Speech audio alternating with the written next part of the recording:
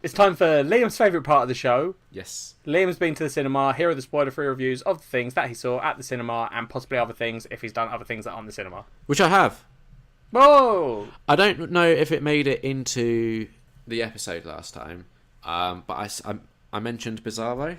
I think it made it in. I Okay. don't think I cut it. So while on holiday, I read a couple of Bizarro books. Yeah, just in case anyone's a first-time listener, Bizarro is this like new genre of sci-fi, or is it just a genre by itself? It's a genre by itself. It's not really sci-fi. It's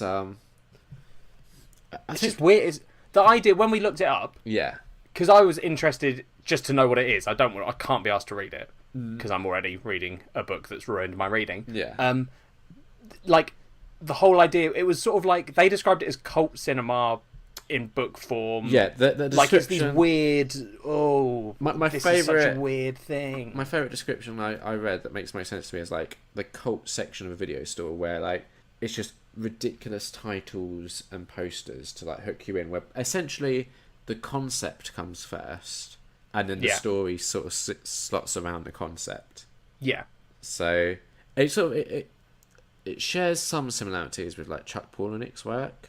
He did Fight Club. That guy. Who did what? Fight Club. Oh, okay.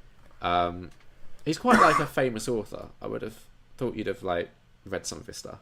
Don't think so. It's a shame with American Psycho that you'll now never take another book recommendation from me because Yeah, you sort of killed it. I did. I should have we were learned doing after really Fluke. well. Yeah, but then I did give you that one. Was it Nocturnal that you liked? Yeah, Scott Sigler. Back to this. So the other thing with this sort of thing with Bizarro is it reminded me a bit of like mumblecore, where it's like a movement that I just sort of stumbled upon late one night and just instantly got fascinated, like how this thing has existed without it kind of like coming into my attention. Yeah, yeah. So Well, because it's such a small movement from the sounds of it. It is quite small, and it is also similar to mumblecore in that it has that kind of vibe to it where you're like, oh, I could do a thing like this. Because there's not a lot of like, I don't want to say skill or talent, but like it feels like there's a lower barrier of entry than like general fiction. Yeah. Does that make sense? Yeah, I agree. Cool. Yeah. So the first one I read was called Help, A Bear Is Eating Me by Mykle Hansen. It's a good title. It's a great title. And again, concept comes first. The concept What's the concept? It's a guy in the Alaskan wilderness who is trapped under his Range Rover. Yeah. And a bear is eating his foot. And you find out kind of how he got into that situation. He's on like a work retreat. He's the boss. And the thing is, he's the main character who's being eaten is kind of a dick. Yeah. And it's this weird, like, I think the author's trying to kind of walk this tightrope where you're half wanting the guy to get eaten, but you're half feeling a bit of sympathy for him because he is getting eaten by a bear. But yeah. He's just such a dick that you're just kind of like, I'm rooting for the bear. Yeah. Like, I don't want to do spoilers. We don't really do spoilers in this bit. No. But as you read more and more, you are just like, oh, this guy is just really, like, up himself. Is he a bad person? Has he done, like... Oh, yeah. Yeah. Okay. Yeah. Has he done some naughty things? Yeah. Got you.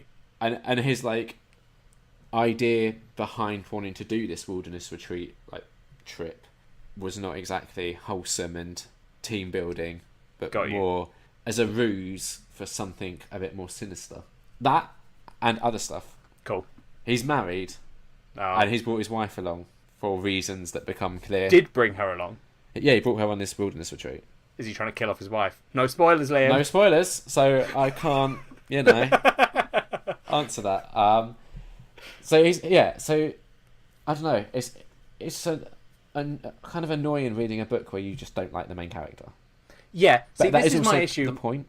Yeah, but that's my issue with this kind of thing. Like, I don't know, experimental media like this. Yeah. It's cool that people do it. Yeah. But also, like, there's a reason things are done a certain way. And I'm not saying, like, hey, stick to the rules, but...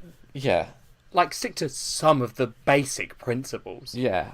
Like, if I'm just reading a book about a dude I hate being eaten by a bear, that doesn't sound like the best time I'm gonna have. No, I think that's the thing.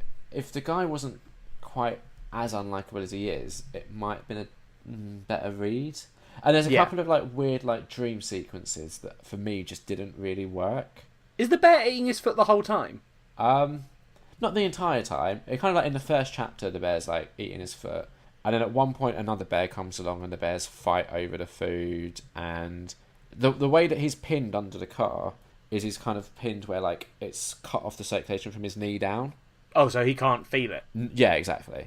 He's just watching them eat his foot. Yeah, but it's also kind of like keeping him alive because it's stopped like the blood loss and stuff as well. So yeah, it's not great. It's really not great. It sounds pretty shit. It was average. In all fairness, it was average. I'd give it 2.5 out of 5. There.